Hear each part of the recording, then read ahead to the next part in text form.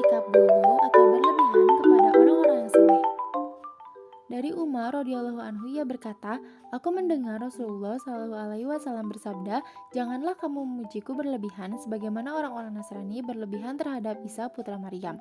Aku hanyalah hambanya, katakanlah hamba Allah dan utusannya. Hadis riwayat Bukhari. Asbabun nuzul, hadis ini berkaitan dengan ketakutan Rasulullah yang mungkin tergelincir seperti umat Nabi Isa. Pesan utamanya adalah agar umat Islam memahami konsep tauhid dengan benar dan tidak menyekutukan Allah dengan siapapun termasuk Rasulullah atau orang lain. Tujuannya adalah untuk memelihara integritas keyakinan monoteisme umat Islam. Takut terhadap syirik.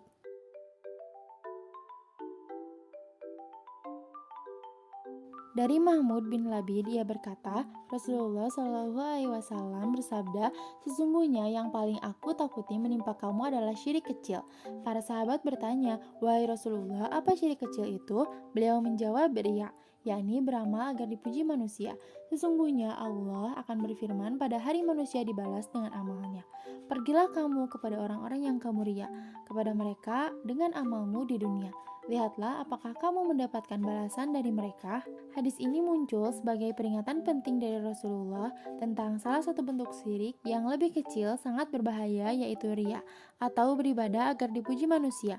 Riya adalah tindakan beribadah yang seharusnya dikerjakan semata-mata karena Allah, tetapi seorang melakukannya untuk mendapatkan pujian atau pengakuan dari manusia. Termasuk syirik memakai kalung, benang, dan semisalnya untuk menolak bahaya.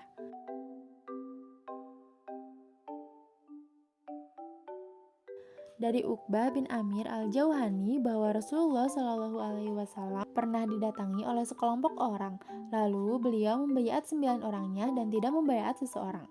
Lalu mereka berkata, wahai Rasulullah, mengapa engkau membaiat 9 orang dan tidak membaiat orang ini? Beliau bersabda, sesungguhnya ia memakai tamimah atau jimat. Maka beliau memasukkan tangannya lalu memutuskan kemudian membaiatnya. Beliau bersabda, barang siapa yang mengalungkan jimat maka ia telah berbuat syirik. Hadis ini menceritakan ketika ada seseorang yang memakai jimat atau kalung karena tindakan tersebut bertentangan dengan tauhid. Ia mengatakan bahwa memakai jimat sebagai sumber perlindungan adalah perbuatan syirik karena mengandalkan jimat tersebut, bukan hanya kepada Allah. Hadis ini bertujuan untuk mengajarkan bahwa keyakinan dalam tauhid harus bersih dan tidak tercampur dengan praktik-praktik yang bisa mengarah ke syirik. Tidak dibenarkan bertabaruk atau cari berkah kepada pohon, batu, dan semisalnya.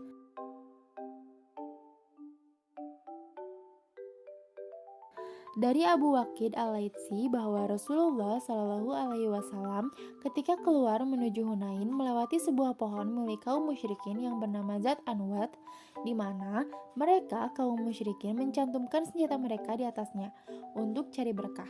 Lalu kaum muslimin berkata, wahai Rasulullah, jadikan untuk kami Zat Anwat sebagaimana mereka memiliki Zat Anwat. Nabi Shallallahu Alaihi Wasallam, Subhanallah. Nabi Shallallahu Alaihi Wasallam bersabda, Subhanallah, hal ini sama seperti ucapan kaum Nabi Musa. Hal ini sama seperti ucapan kaum Musa kepada Musa. Jadikanlah untuk kami sembahan sebagaimana mereka mempunyai sembahan.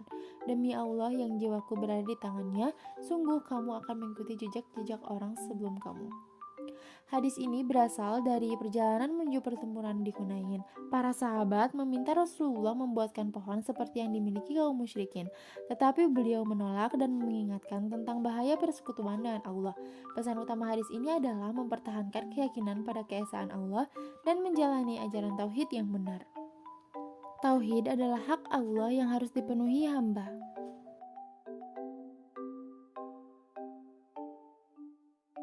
Dari Muaz radhiyallahu anhu ia berkata, aku pernah dibonceng Nabi Shallallahu Alaihi Wasallam di atas sebuah kedelai yang bernama Ufair. Lalu beliau bersabda, wahai Muaz, tahukah kamu hak Allah yang wajib dipenuhi hamba-hambanya? Dan apa hak hamba yang pasti dipenuhi Allah? Aku menjawab, Allah dan Rasulnya lebih mengetahui. Beliau bersabda, sesungguhnya hak Allah yang wajib dipenuhi hamba adalah mereka beribadah kepadanya dan tidak menyekutukannya dengan sesuatu.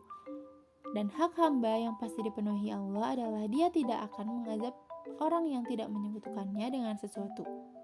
Aku berkata, "Wahai Rasulullah, bolehkah aku beritahu kabar gembira ini kepada manusia?" Beliau menjawab, "Tidak perlu kamu sampaikan, nanti mereka akan bersandar." Hadis ini memiliki konteks histori yang menarik. Saat itu Muaz ibnu Jabal radhiyallahu anhu adalah seorang sahabat Nabi yang diutus ke Yaman sebagai seorang qadhi. Sebelum berangkat, Rasulullah memberikan nasihat dan bimbingan penting kepada Muaz. Muaz pun bertanya kepada Nabi tentang hak-hak Allah dan hak-hak manusia dalam Islam. Kemudian Nabi Muhammad memberikan penjelasan yang menjelaskan hak Allah dan hak manusia yang harus dihormati. Tauhid prioritas utama dalam berdakwah.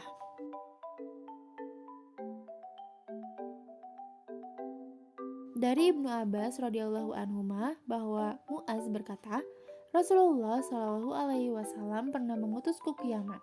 Beliau bersabda, "Sesungguhnya engkau akan mendatangi segelompolan ahli kitab, maka ajaklah mereka kepada persaksian la ilaha illallah, yakni tiada Tuhan yang berhak disembah selain Allah, dan bahwa aku adalah utusan Allah.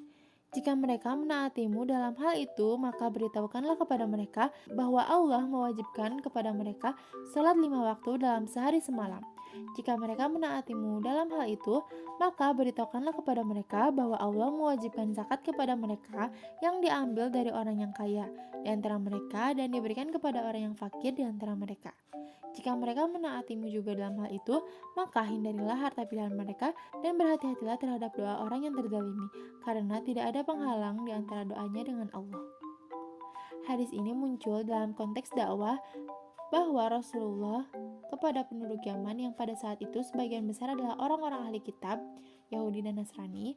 Rasulullah mengutus Muaz untuk melakukan dakwah kepada mereka. Dalam esensi, hadis ini menggambarkan pendekatan komprehensif dalam dakwah yang tidak hanya melibatkan penjelasan keyakinan dasar dalam tauhid, tetapi juga membimbing dalam tindakan ibadah dan aspek-aspek sosial yang penting dalam Islam. Tentang ruqyah dan tamimah.